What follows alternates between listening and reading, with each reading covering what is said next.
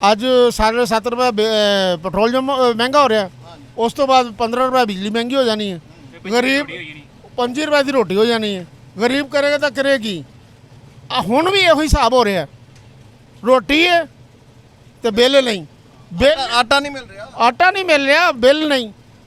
Sir ਬਾਕੀ ਗੱਲਾਂ ਹੋਰ ਦੱਸੋ, ਮੈਨੂੰ ਇਹ ਦੱਸੋ ਗਰੀਬ ਆਦਮੀ ਨੂੰ ਰਾਤ ਨੂੰ ਨੀਂਦਰ ਨਹੀਂ ਆਉਂਦੀ ਕਿ ਉਹਨੇ ਬਿੱਲ ਦੇਣਾ ਜਾਂ ਰੋਟੀ ਖਾਣੀ। ਕਹਿੰਦੇ ਨੇ ਕਿ ਪੈਟਰੋਲ ਮਹਿੰਗਾ ਹੁੰਦਾ ਤੇ ਰਿਕਸ਼ੇ ਵਾਲੇ ਕਿਰਾਏ ਵੀ ਵਧਾ ਦਿੰਦੇ ਉਹ। ਅਸੀਂ ਕਿੱਥੋਂ ਘਰੋਂ ਲੈ ਕੇ ਆਣਾ? ਅਸੀਂ ਵੀ ਤਾਂ ਸਵਾਰੀਆਂ ਕੋਲੋਂ ਲੈਣੇ ਨੇ ਨਾ।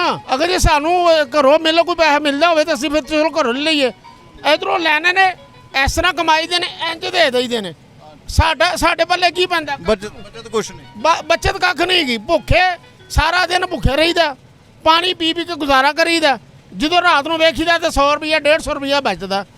ਤੇ ਅੱਲਾਹ ਤਾਲਾ ਦੇ ਅੱਗੇ ਸੋਚਦੇ ਤੇ ਯਾ ਅੱਲਾ ਤੇਰਾ ਸ਼ੁਕਰ ਹੈ, ਇਹਨਾਂ ਦੇ ਹੱਕ ਤੋਂ ਹੋਵੇ ਤੇ ਸਾਹ ਵੀ ਲੈਣਾ ਬੰਦ ਕਰ ਦੇਣ ਭਾਵੇਂ।